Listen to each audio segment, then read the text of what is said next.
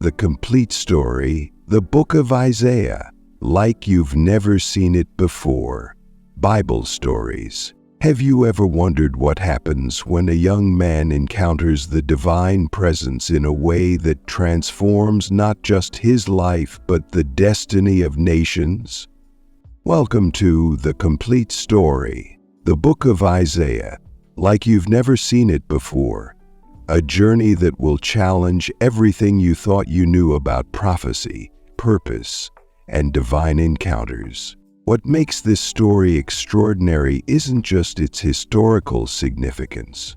Unlike any other prophetic account, Isaiah's story uniquely bridges three dimensions: heaven's throne room, earth's political struggles, and the human heart's deepest longings. Have you ever felt that gap between heaven and earth, wondering if God still speaks into our chaos?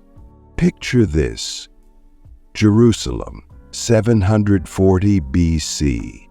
A young nobleman steps into the temple for what he thinks is a routine prayer. But in one breathtaking moment, the veil between heaven and earth tears open. The Lord appears, seated on a throne, his glory filling the temple. Can you imagine standing there, witnessing seraphim calling out, "Holy, holy, holy," while the very foundations shake beneath your feet? How would you respond if the infinite God commissioned you to speak truth to power in an age of moral decay? This isn't just another Bible story. Isaiah's journey speaks directly to our modern struggles. Are you grappling with purpose in a world that seems to have lost its way? Do you wonder how to maintain hope when society appears to be crumbling? Isaiah's encounter with God provides answers that are as relevant today as they were 2,700 years ago.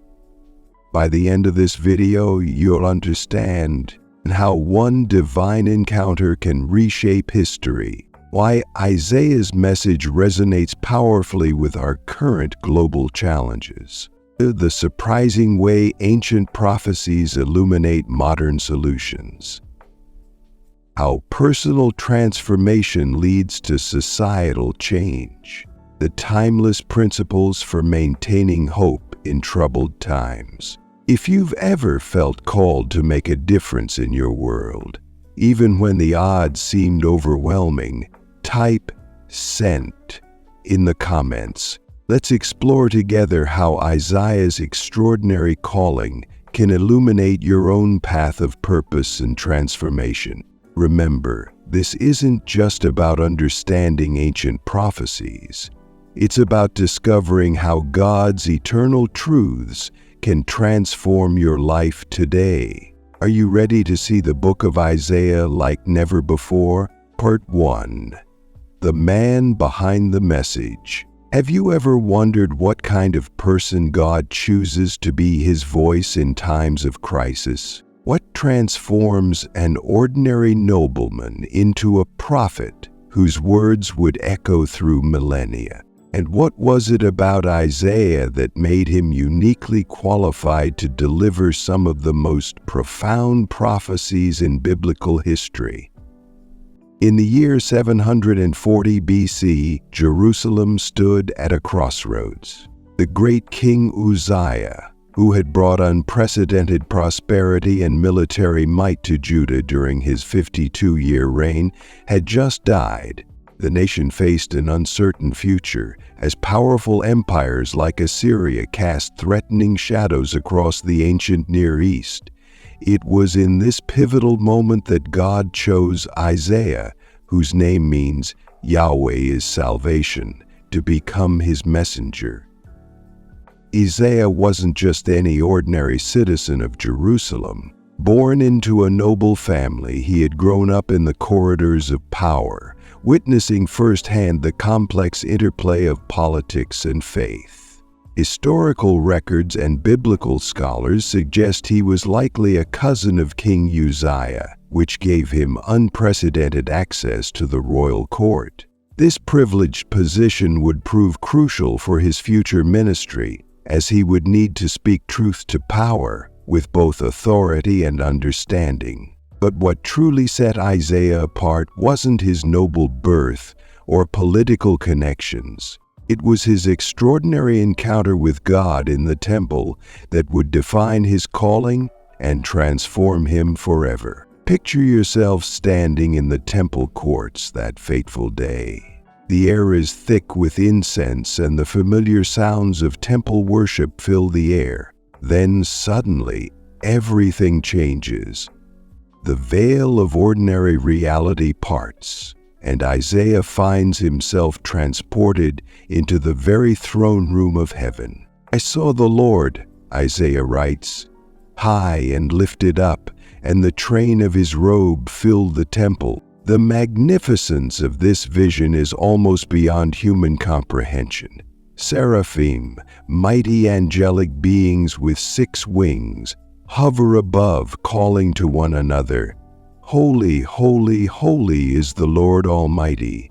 The whole earth is full of His glory." The very foundations shake at their voices, and smoke fills the temple. In this overwhelming presence of divine holiness, Isaiah's response is profoundly human. "Woe to me," he cries. "I am ruined, for I am a man of unclean lips, and I live among a people of unclean lips, and my eyes have seen the King, the Lord Almighty." This raw confession reveals the heart that would make Isaiah a suitable vessel for God's message, a heart that recognized its own unworthiness before divine perfection. What happens next is extraordinary. Instead of judgment, Isaiah experiences divine cleansing. A seraph takes a burning coal from the altar and touches it to Isaiah's lips, declaring, "Your guilt is taken away and your sin atoned for." This symbolic act of purification prepares Isaiah for his prophetic ministry, transforming him from a man conscious of his sin into a voice ready to speak God's words. Then comes the divine commission that would echo through history. "Whom shall I send, and who will go for us?" Without hesitation, Isaiah responds with words that would define his life. "Here am I, send me." This immediate, wholehearted response reveals the character of a man willing to surrender everything to God's purpose, regardless of the cost. The magnitude of Isaiah's ministry would unfold over decades. He would serve as God's prophet through the reigns of 4 kings, Uzziah, Jotham, Ahaz, and Hezekiah. His messages would range from stern warnings of judgment to breathtaking visions of the coming Messiah. Through national crises, political intrigues, and spiritual reforms, Isaiah would remain God's steadfast voice, calling his people back to faithfulness and pointing forward to their ultimate hope in the promised Messiah. What's remarkable about Isaiah's story is how his personal transformation mirrors the message he would proclaim to others. Just as he experienced both judgment and mercy in his calling, his prophecies would weave together themes of divine judgment and redemptive hope. His encounter with God's holiness would inform every aspect of his ministry, giving his words an authority and authenticity that still resonates today. As we follow Isaiah's journey from nobleman to prophet, we witness a profound truth. God doesn't just use perfect people. He transforms willing hearts into powerful instruments of His purpose. Through Isaiah's story, we see how a single encounter with divine holiness can launch a lifetime of meaningful ministry that impacts generations to come. But Isaiah's personal transformation was just the beginning. As we'll see, The message God entrusted to him would challenge not just individuals, but an entire nation, standing on the brink of catastrophic choices. Part 2. A nation in crisis. Have you ever wondered what drives a nation to the brink of destruction? What happens when a society, blessed with divine favor and prosperity, gradually turns its back on the very source of its greatness? How does God respond when His chosen people exchange truth for lies, justice for corruption, and genuine worship for empty rituals? The year is approximately 740 BC, and the kingdom of Judah stands at a critical crossroads. The prosperous reign of King Uzziah has ended, leaving a vacuum of leadership and spiritual uncertainty. Picture Jerusalem, the holy city, its streets once filled with the melodious sounds of temple worship, now echoing with the cacophony of merchants hawking idols and officials plotting corrupt schemes. Within the city walls, a stark transformation has taken place. The temple, designed to be a house of prayer and divine encounter, has become a marketplace of superficial religiosity. Imagine the scene. Worshippers bringing elaborate sacrifices, their hands full of offerings, their lips moving in rehearsed prayers, while their hearts remain distant from God. The Lord, through Isaiah, delivers a scathing indictment. Stop bringing meaningless offerings. Your incense is detestable to me. New moons, Sabbaths, and convocations, I cannot bear your worthless assemblies. Isaiah 1:13. But the crisis runs deeper than religious hypocrisy. The very fabric of society is unraveling. In the courts, judges accept bribes, perverting justice for personal gain.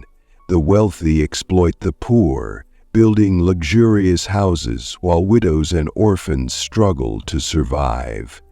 The prophet's words cut like a sword.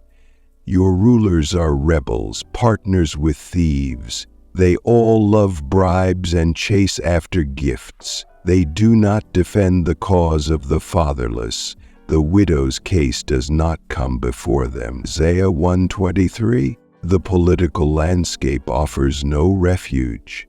Judah's leaders, instead of trusting in God's protection, engage in dangerous diplomatic games. They forge alliances with powerful neighbors, Egypt, Assyria, Babylon, each treaty drawing them further from their divine covenant. Isaiah watches in dismay as golden treasures from the temple are stripped away to pay foreign tributes, while the nation's spiritual heritage is bartered for temporary security. In the marketplaces, the evidence of moral decay is unmistakable. Altars to foreign gods appear on street corners, while fortune tellers and mediums ply their trade openly. The wealthy indulge in excessive luxury, their feasts and celebrations becoming increasingly decadent. Their land is full of idols. They bow down to the work of their hands, to what their fingers have made. Isaiah chapter 2, verse 8. Yet perhaps most tragic is the people's blindness to their own condition. They maintain an appearance of righteousness while their hearts grow increasingly hardened. Like a vineyard carefully tended but producing only wild grapes. Isaiah 5. Judah has squandered its divine privileges. The nation that was meant to be a light to the Gentiles has become indistinguishable from its pagan neighbors. Isaiah's message reaches its crescendo as he pronounces God's verdict. Woe to the sinful nation, a people whose guilt is great, a brood of evildoers, children given to corruption. They have forsaken the Lord, they have spurned the Holy One of Israel and turned their backs on him. Isaiah 1:04. This crisis represents more than just historical events. It mirrors the timeless pattern of how nations drift from their moral foundations. The parallels to our modern world are striking. When a society exchanges truth for convenience, justice for profit, and genuine faith for superficial religion, the consequences are inevitable. But even in this darkest hour, a glimmer of hope remains. God's judgment, though severe, carries the seeds of restoration. The same prophet who pronounces judgment also proclaims the possibility of redemption. "Come now, let us settle the matter," says the Lord. "Though your sins are like scarlet, they shall be as white as snow. Though they are red as crimson, they shall be like wool." Isaiah 1:18. As we witness Isaiah confront this national crisis, we begin to understand that God's warnings always contain an invitation to return. The question isn't just whether ancient Judah would heed this call, but whether we, in our own time of crisis, will recognize the echoes of Isaiah's message in our world today. As the nation teeters on the brink of judgment, Isaiah's role transforms from that of a mere prophet to a bearer of unprecedented hope.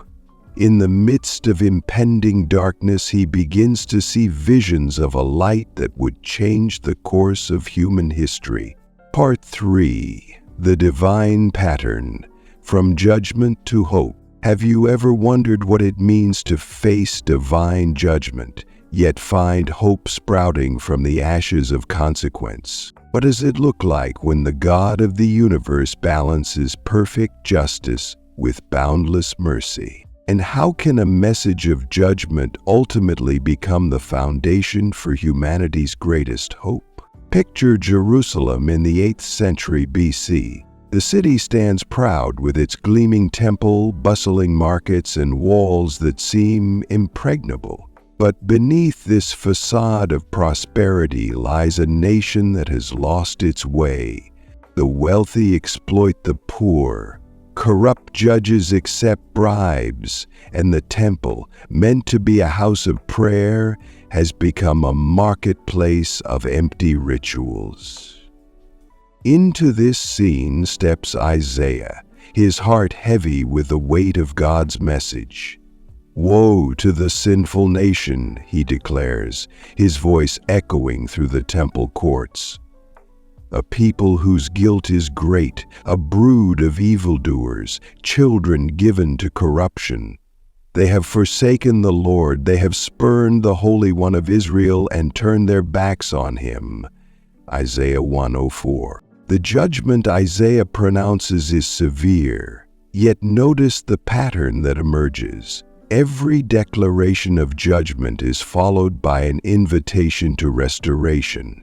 Like a master composer, God weaves together themes of consequence and hope, creating a symphony of redemption that would echo through centuries. Consider the moment Isaiah confronts King Ahaz in the upper washerman's field. Isaiah 7 verse 7. The king stands trembling, facing threats from neighboring kingdoms.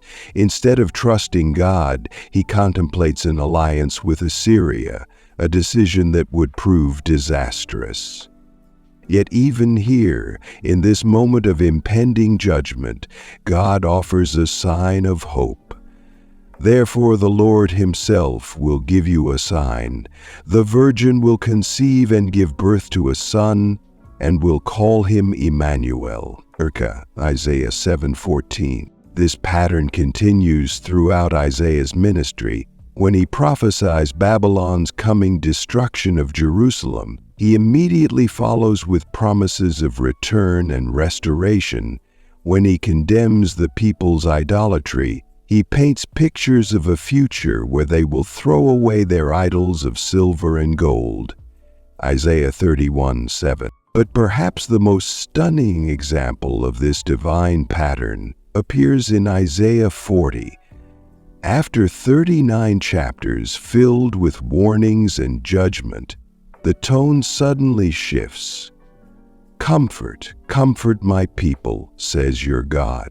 Speak tenderly to Jerusalem and proclaim to her that her hard service has been completed, that her sin has been paid for. Isaiah 40:1-2. What makes this pattern so remarkable isn't just its consistency, it's its culmination. Every thread of judgment and hope woven through Isaiah's prophecies ultimately points to something greater: the coming Messiah. The same God who must judge sin provides the solution through the suffering servant, who would bear that judgment on behalf of all humanity. Isaiah 53. This divine pattern reveals something profound about God's character. His judgment isn't punitive, it's restorative. Every act of divine discipline serves a greater purpose: to bring his people back to himself, to refine them like gold in the fire, to prepare them for a hope beyond their imagination. Think about this. How often do we see consequences in our own lives, not as instruments of destruction, but as pathways to hope? Isaiah's message challenges us to recognize that sometimes what appears to be an ending might actually be God's new beginning. As remarkable as this pattern of judgment and hope appears, it merely sets the stage for Isaiah's most extraordinary revelation: a suffering servant who would embody both divine justice and mercy in a way that would change the course of human history forever. Part 4. The Messianic Vision. Have you ever wondered how a prophet could see hundreds of years into the future with such stunning precision? What if I told you that 7 centuries before Jesus walked the earth, Isaiah painted a portrait so detailed that it would leave generations in awe? And what moves a heart to prophesy words so profound that they would echo through millennia? Picture Jerusalem in the 8th century BC. The air is thick with incense from the temple, where sacrifices rise daily like clockwork. But in the midst of this religious routine, Isaiah receives a series of visions so extraordinary that they would become the backbone of Messianic hope. These weren't vague, mystical glimpses. They were sharp, specific prophecies that would unfold with remarkable accuracy. The first revelation comes like a bolt of lightning. Therefore the Lord himself will give you a sign. The virgin will conceive and give birth to a son, and will call him Emmanuel. Isaiah 7:14. Imagine the stunned silence as Isaiah pronounces these words to King Ahaz. A virgin birth? It seemed impossible, yet this prophecy wasn't meant just for Ahaz's time. It pointed to a miracle that would unfold in Bethlehem generations later. But Isaiah's visions grow even more specific. In chapter 9, the prophet's words soar with divine authority. For to us a child is born, to us a son is given, and the government will be on his shoulders, and he will be called Wonderful Counselor, Mighty God, Everlasting Father, Prince of Peace. Isaiah 9 verse 6. These weren't mere titles, they were declarations of divinity, glimpses of a ruler who would transcend earthly kingdoms. Then comes Isaiah 53, perhaps the most remarkable prophecy in all of Scripture. Have you ever tried to describe someone you've never met with perfect accuracy?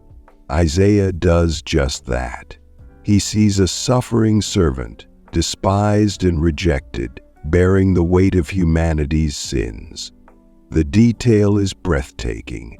He was pierced for our transgressions. He was crushed for our iniquities. The punishment that brought us peace was on him, and by his wounds we are healed. Isaiah 53:5. Consider the historical context. Israel's prophetic tradition had never seen anything like this. While other prophets spoke of a coming king, Isaiah describes both a sovereign ruler and a suffering servant. This paradox puzzled scholars for centuries. How could the Messiah be both victorious and victimized? The answer would only become clear at Calvary. The prophecies continue to unfold like a divine tapestry. Isaiah speaks of the Messiah's ministry, bringing sight to the blind, freedom to captives, good news to the poor. Isaiah 61:1-2. He foretells the Messiah's silence before his accusers. Isaiah 53:7.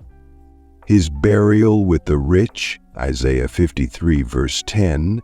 And ultimately, his resurrection and exaltation. Isaiah 53:10-12. But what makes these prophecies truly remarkable isn't just their accuracy, it's their purpose.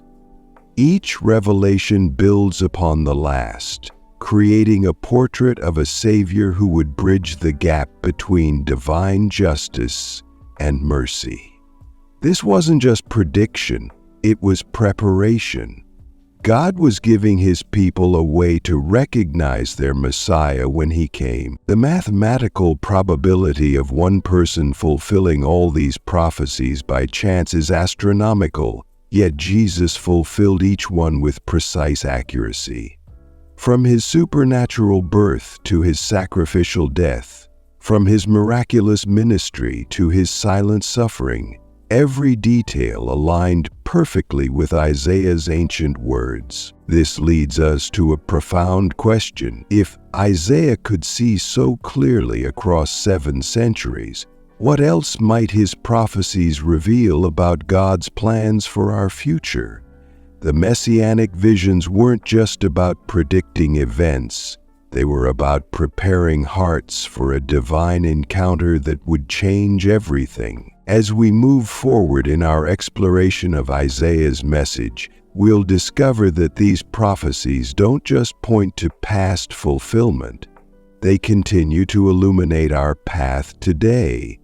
They remind us that God's plans unfold with perfect precision, even when circumstances seem chaotic. They assure us that divine promises, no matter how impossible they seem, will always find their completion in God's perfect timing. What other mysteries might Isaiah's prophecies still hold for our time? Let's continue our journey through this remarkable book and find out Part 5. Justice and Righteousness. The heart of true religion. What does true worship really look like in God's eyes? Have you ever wondered if our religious rituals actually matter to the divine? What if everything we thought we knew about pleasing God was fundamentally misaligned with his heart? Picture Jerusalem in the 8th century BC, a city alive with religious activity. The temple courts overflow with worshipers bringing their sacrifices. Incense clouds rise thick into the air. Priests move through elaborate ceremonies while the sounds of sacred songs echo off ancient stones. By all outward appearances, Judah is a nation devoted to God, but beneath this veneer of piety, a darkness festers. In the shadows of the temple, corrupt judges accept bribes to pervert justice. Wealthy merchants exploit the poor using dishonest scales. Widows and orphans cry out for help, but their voices are drowned by the sound of religious ceremonies. The powerful crush the weak while maintaining an appearance of righteousness through meticulous ritual observance. Into this scene steps Isaiah, his voice cutting through the religious noise like thunder. Stop bringing meaningless offerings. Your incense is detestable to me. Your new moon feasts and your appointed festivals I hate with all my being. They have become a burden to me, I am weary of bearing them. Isaiah 1:13-14. Imagine the shock rippling through the crowd. These are the very practices God Himself had commanded through Moses. How could He now reject them? But Isaiah isn't finished. His words strike at the heart of their hypocrisy. When you spread out your hands in prayer, I hide my eyes from you. Even when you offer many prayers, I am not listening. Your hands are full of blood. Isaiah 1:15. The prophet then reveals what truly matters to God. Learn to do right, seek justice, defend the oppressed, take up the cause of the fatherless, plead the case of the widow. Isaiah 1:17. This isn't just about social reform, it's about understanding the very heart of God. The same God who prescribed the sacrificial system now declares that justice and righteousness matter more than ritual. Consider the historical context. God had delivered Israel from slavery in Egypt, making care for the vulnerable a cornerstone of their covenant relationship. The annual festivals weren't meant to be empty ceremonies, but reminders of God's justice and mercy. Yet somehow the people had preserved the form while losing the substance. Isaiah's message reaches its crescendo in chapter 58, where God confronts their fasting practices. Is not this the kind of fasting I have chosen, to loose the chains of injustice and untie the cords of the yoke, to set the oppressed free and break every yoke? Is it not to share your food with the hungry and to provide the poor wanderer with shelter? Isaiah 58:6-7. This revolutionary message redefines true religion. It's not about the grandeur of ceremonies or the precision of rituals. It's about reflecting God's character through justice, mercy, and humble service. The prophet presents a divine paradox. The way up is down. The path to spiritual fullness runs through emptying ourselves for others. The implications are staggering. Think about it. What if our worship gatherings, while biblically prescribed, have become disconnected from their true purpose? What if our religious activities, rather than drawing us closer to God's heart, are actually creating a barrier when they're not accompanied by lives of justice and mercy? Isaiah's words echo through the centuries, challenging every generation to examine the authenticity of their worship. Jesus himself would later quote Isaiah when confronting religious leaders of his day. "These people honor me with their lips, but their hearts are far from me." Matthew 15:8. Quoting Isaiah 29:13, as we reflect on Isaiah's radical message, we face a crucial question. Will we continue with comfortable religious routines, or will we embrace the challenging, transformative worship that God actually desires?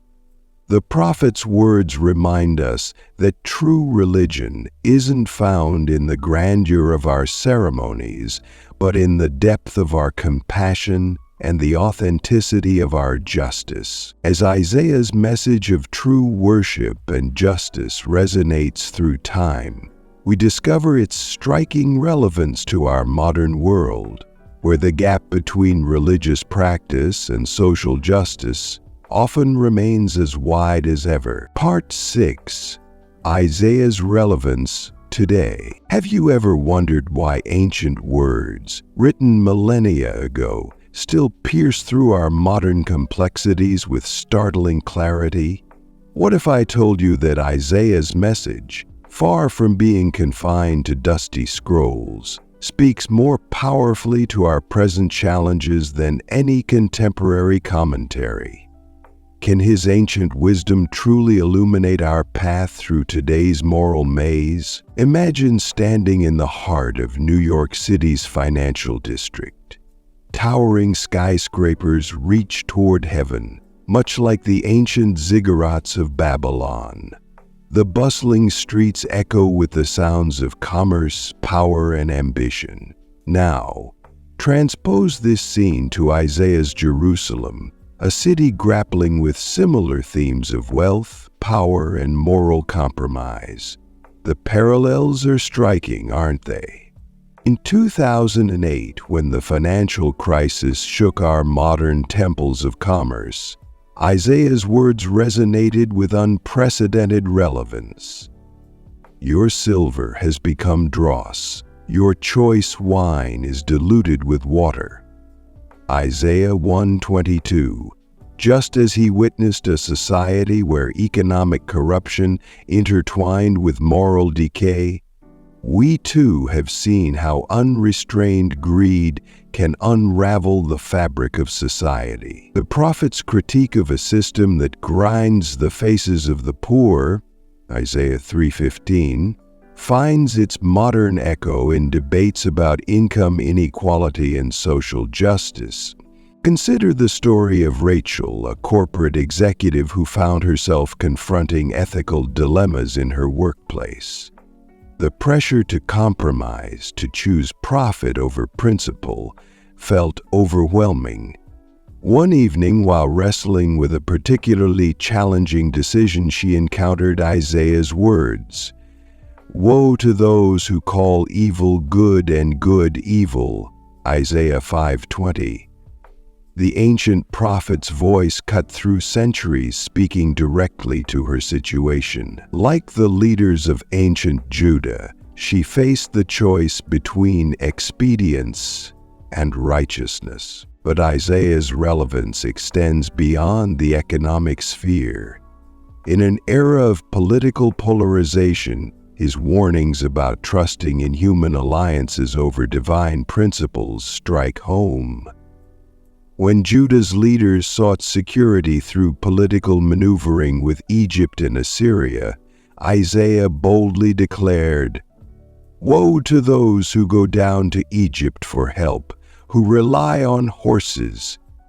Isaiah 31:1. How often do we place our trust in political solutions while neglecting the deeper moral and spiritual foundations of society? The prophet's vision of justice and righteousness isn't merely idealistic rhetoric.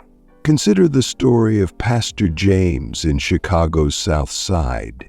Inspired by Isaiah's call to learn to do right, seek justice, defend the oppressed, Isaiah 1:17, he transformed his church into a center for community renewal.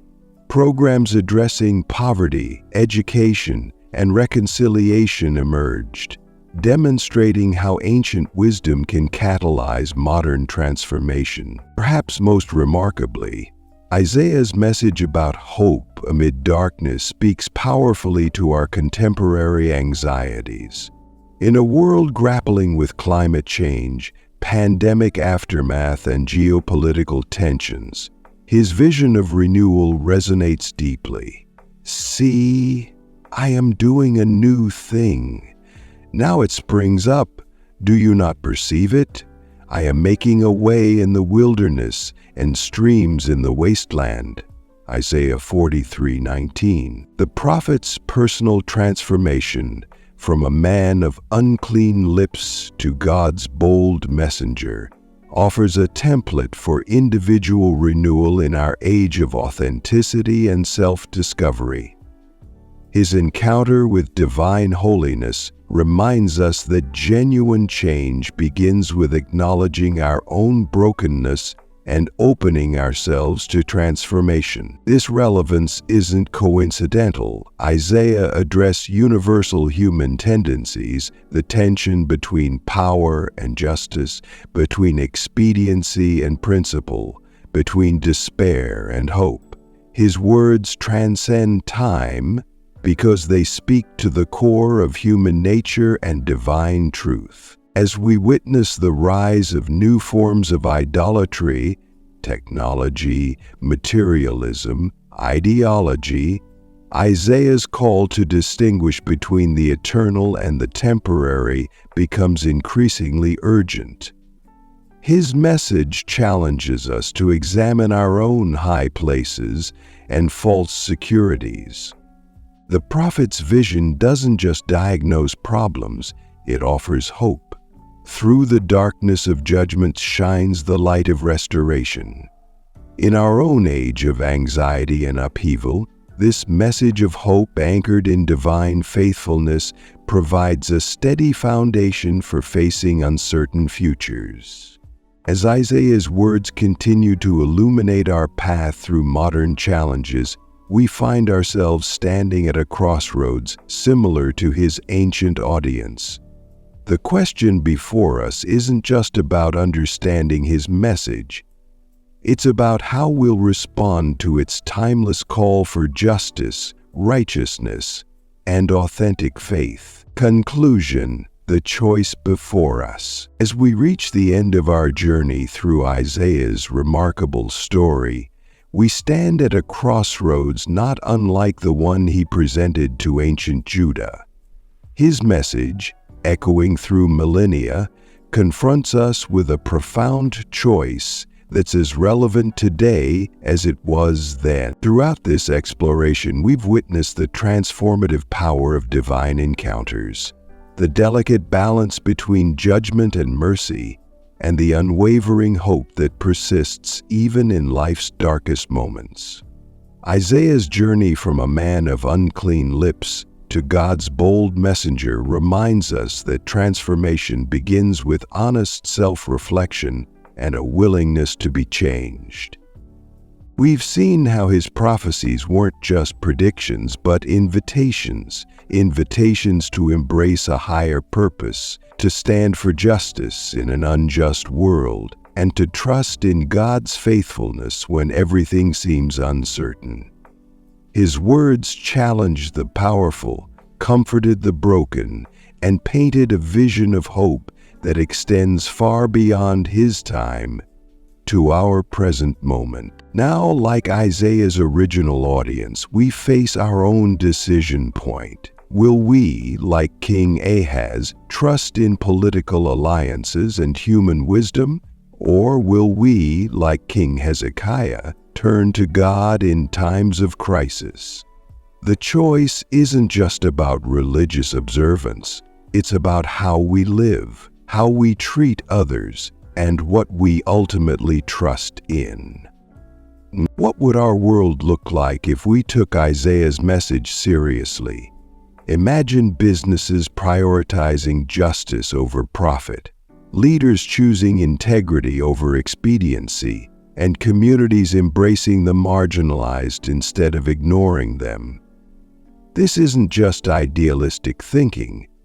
It's the practical application of timeless truth. I invite you to share your thoughts in the comments below. What aspect of Isaiah's message speaks most powerfully to your current situation? Type truth if you're committed to living out these principles in your daily life, or share a specific challenge where you need this ancient wisdom. Consider subscribing to our channel for more deep dives into biblical wisdom that transforms modern living. If this exploration of Isaiah has impacted you, share it with someone who might need its message of hope and purpose. Remember, Isaiah's story doesn't end with his prophecies. It continues through every person who chooses to embrace its truths.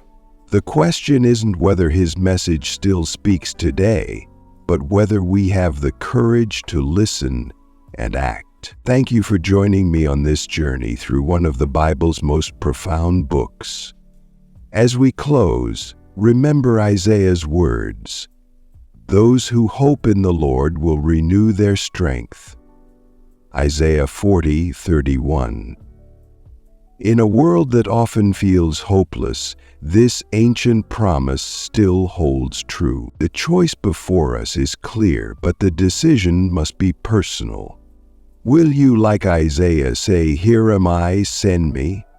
The answer to that question could change not just your life, but the lives of those around you. Let's continue this conversation in the comments below. Your story matters, and your response to this timeless message could inspire others to embrace their own journey of transformation. Together, we can be part of the renewal Isaiah envisioned, not just observers of history, but participants in a story that continues to unfold. The question isn't if God will act, but how we will respond when He does.